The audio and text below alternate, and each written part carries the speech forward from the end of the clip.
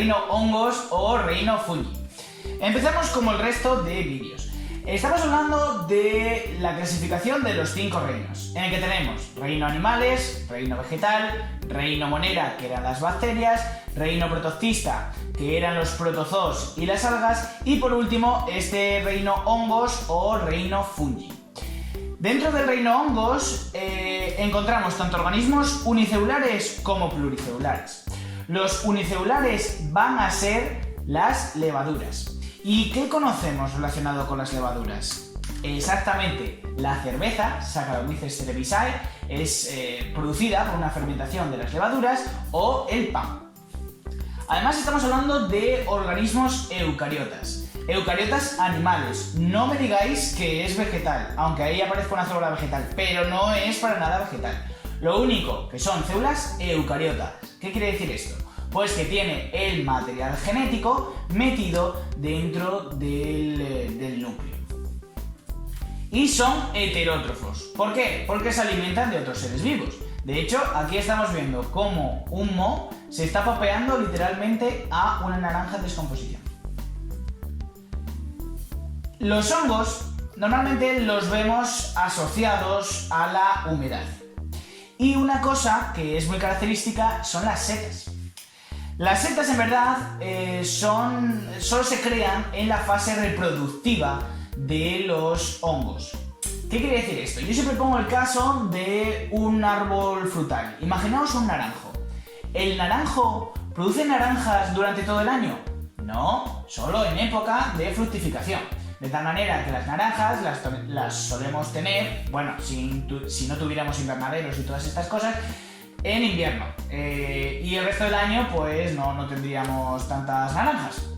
Lo mismo pasa con las setas. Tiene un periodo de fructificación. Entonces, ¿cómo sería la estructura típica de un hongo? Pues debajo de la seta tenemos una especie de pelillos. Estos pelillos se llaman hifas y el conjunto de hifas es lo que se llama micelio. Después, cuando está en fase reproductora, por ejemplo, ahora en otoño, primavera, incluso invierno, pues forma la seta. Y la seta, como os dije, es el órgano reproductor. De hecho, colgado de la seta tenemos las esporas, que es lo que caerá al suelo y extenderá el hongo. Así que quedaros mejor con esta imagen. Esta imagen es, ¿qué es? Pues son los pelillos estos. Los pelillos que se llaman hifas y el conjunto se llama micelio. Si estamos en fase reproductora, se forma la seta, donde viven los pitufos, pero solo en fase reproductora. Otra cosa que me parece muy importante.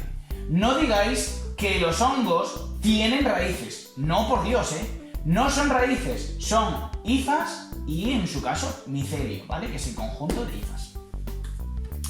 Así que, hifas, conjunto, micelio, micelio más lo que puede ser la seta, forma el individuo entero.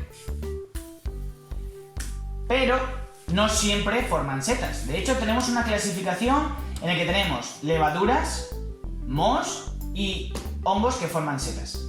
Es verdad que a los biólogos no nos gusta mucho esta clasificación, pero está muy bien para explicar y para que os deis una noción, idea de lo que son los hongos. Así que empezamos. Levaduras. Pues las levaduras son organismos unicelulares, pueden ser parásitos, de hecho muchas irritaciones que tenemos en la piel son producidas por levaduras y lo que más nos interesa es que son utilizadas para elaborar alimentos, como el pan, como la cerveza y demás. Mohos son organismos pluricelulares. Pueden ser parásitos, de hecho yo siempre digo, cuando os ducháis en vestuarios, normalmente os dicen, poneros las chanclas. ¿Por qué? Porque hay muchos hongos en esos suelos, son sitios húmedos, y se suele generar hongos en la planta del pie, que es lo que veis aquí. Pues esto son mohos, levaduras, hongos y demás que nos hacen daño. Así que poneos siempre las chanclas en la ducha. Y también aparecen sobre alimentos. Aquí tenéis el caso de una naranja que está ya ahí un poco pochilla y crece mohos en su superficie. Pero también hay otro tipo de alimentos, cualquier tipo de alimento, panes y demás, pues pueden generar mohos. Y luego tenemos los hongos que forman setas. son pluricelulares, por supuesto. Pueden ser comestibles y de hecho están riquísimos. Champiñones o algún otro tipo, vamos, lo haces riquísimo. Y viven en lugares húmedos. Por cierto, no todas las setas se comen y tener mucho cuidado, ¿vale? Porque hay algunas que son auténticamente venenosas. De hecho, donde viven los pitufos, esa es venenosa, de hecho, bueno, no muy venenosa, pero sí os hace bastante daño. Así que cuidado con las setas porque algunas os pueden llegar a matar. Así que cuidadín. Nutrición va a ser heterótrofa. Aquí os traigo una naranja que está siendo papeada por un moho. Dentro de los heterótrofos podemos diferenciar tres tipos: saprófitos, simbiontes y parásitos. Saprófitos, que se alimentan de restos orgánicos que ya estaban descomponiéndose, como por ejemplo, pues lo que ya os dije, los mohos que crecen sobre esas frutas, sobre el pan y demás, o las setas, que crecen también en materia orgánica en descomposición. De hecho, normalmente las podemos ver en árboles cuya corteza ya está ahí un poco pocha y demás. Simbiontes, ¿a qué os recuerda lo de los simbiontes? A quien le gusten los superhéroes, yo siempre se lo digo a mis alumnos, Venom. Venom es una forma de simbionte entre un alienígena y el periodista Eddie Brock. Se juntan y sale un tío con superpoderes. Pues aquí os voy a traer yo otro tipo de superpoder, entre comillas, que es un hongo y un alga. Se juntan y ¿qué forman? Un líquen. ¿Y por qué digo que es un superhéroe el líquen? Porque las algas, ¿dónde viven? En el mar. ¿Y el hongo qué come? Tiene que alimentarse de otros seres vivos, ¿no? Sin embargo, el hongo puede vivir en superficie, lo que hace que esta asociación, el líquen, viva en superficie y pueda realizar la fotosíntesis. Coge la parte beneficiosa de cada organismo. Aquí os traigo, bueno, estos son ejemplos de líquenes y esto es una imagen de microscopio. Bueno, es un esquema en el que vemos las algas y el hongo. Y por último, los parásitos. Lo que ya os dije, viven a expensas de seres vivos que están viviendo, no están muertos, como el caso de los saprófitos, y nos producen enfermedades como lo que os dije, el pie de atleta, por eso poneros chanclas cuando os ducháis, o determinados sarpullidos que nos salen sobre todo en la zona de las axilas, en las corvas de las rodillas, por el pecho y demás. Y bueno, lo que quiero decir también, que me parece muy interesante, es que el primer antibiótico que existió, bueno, sí es verdad que hay otro tipo de antibióticos que existieron antes, pero bueno, el primero que fue documentado fue por Alexander Fleming, allá por 1920 y algo, venga, voy a mojarme, 28 puede ser, 28 o 26, yo creo que 28.